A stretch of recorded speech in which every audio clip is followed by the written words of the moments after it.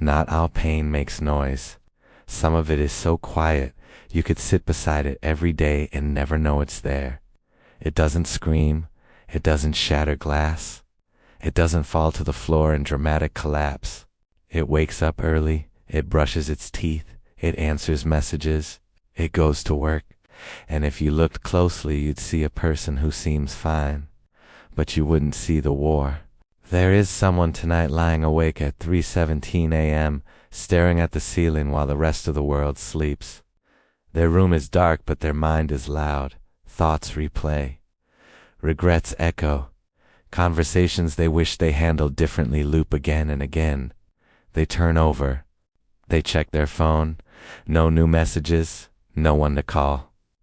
So they close their eyes and pretend they're resting, even though they haven't felt rested in months. Not all pain makes noise. Some pain smiles in public. It stands in a crowded room, laughing at the right moments. It nods during conversations. It says, "I'm good, just busy." It posts photos with captions that look effortless. It claps for others. It shows up to birthdays. It celebrates promotions. It hugs people tightly. Somewhere along the way, they learned that being strong meant being silent, that being dependable meant being unbreakable, that being loved meant being low maintenance.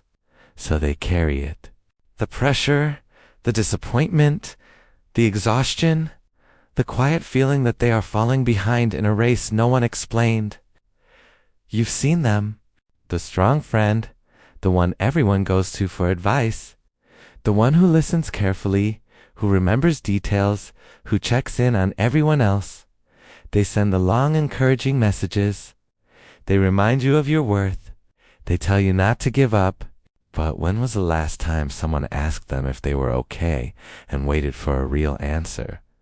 Not all pain makes noise. Some of it looks like productivity. It looks like overworking, like staying late, like always being on. Because if they stop moving, they might start feeling, and feeling feels dangerous, so they keep going. They stay busy. They fill every empty space with something. Music, podcasts, scrolling, work, conversations that don't go too deep. Because silence is where it catches up. There's a man who was taught that tears are weakness, that struggle should be handled alone, that asking for help is failure. So he swallows his anxiety. He buries his fear. He tells himself to toughen up. He feels the weight on his chest some nights, the kind that makes breathing feel heavier.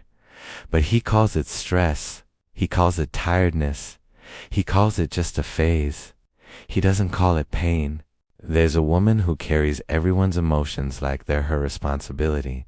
She is the glue in her family. The stable one, the mature one, the one who doesn't cause problems. So when she breaks inside, she does it quietly, in the bathroom mirror, with the faucet running so no one hears.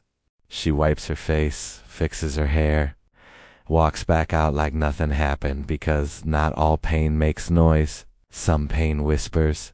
It whispers that you're not enough, that you're behind, that everyone else figured it out except you, that if you slow down, everything will collapse, that if you speak up, you'll be a burden. And the hardest part? No one applauds the battles you fight silently. No one sees the discipline it takes just to get out of bed when your mind feels heavy. No one sees the courage it takes to show up when you'd rather disappear. No one sees the strength it takes to keep being kind when you're hurting. They just see you functioning, so they assume you're fine. There are people who sit in groups and feel completely alone, surrounded by laughter, yet disconnected from it. Watching conversations move around them like they're behind glass, smiling at the right cues, but feeling like they're not fully there. They go home and wonder why they feel invisible. Not all pain makes noise. Some of it is numbness. It's waking up and feeling nothing. Not sad, not happy, just flat. It's looking at things that used to excite you and feeling indifferent. It's losing interest in dreams you once cared about. And because it's not dramatic, because it's not explosive, it gets dismissed. But quiet pain can be just as heavy as loud pain, sometimes heavier. because loud pain demands attention. Quiet pain learns to survive unnoticed. There are messages typed and deleted, calls almost made, confessions swallowed at the last second, people who want to say, "I'm not okay," but don't know who would truly hear them. So they say nothing, and the world keeps spinning. But here's the truth. Just because pain is silent doesn't mean it's small. The person who shows up every day while fighting their own mind is powerful. The one who keeps choosing not to give up, even when no one knows how close they are to breaking, is brave in ways that can't be measured. You don't have to be fallen apart publicly for your pain to be real. You don't have to prove your struggle to deserve compassion. The tears you hold back count. The nights you survive count. The thoughts you fight off count. The strength it takes to keep going counts. And maybe the world hasn't noticed, but that doesn't make it meaningless. Some of the strongest people are the quietest fighters. They don't post their breakdowns. They don't broadcast their battles. They don't turn their scars into performances. They just endure, and enduring is not weakness. It is resilience in its rawest form. But even the strongest shoulders were not built to carry everything alone forever. Silence can protect you, but it can also isolate you. And there comes a moment, subtle and fragile, where survival is no longer enough.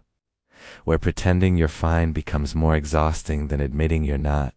That moment is not failure. It's awareness. It's the beginning of healing. Because while not all pain makes noise, healing sometimes begins with a whisper, a quiet, honest sentence. "I'm tired. This hurts. I can't do this alone." You don't have to scream to be heard. You don't have to collapse to deserve support. You don't have to reach rock bottom before you reach out. Your quiet pain matters. Your unseen battles matter. And the fact that you're still here, still trying, still breathing, still pushing forward in ways no one sees, that matters more than you realize. Maybe you've mastered the art of hiding it. Maybe no one would ever guess how heavy your thoughts can get. Maybe you've convinced yourself that this is just how life is supposed to feel.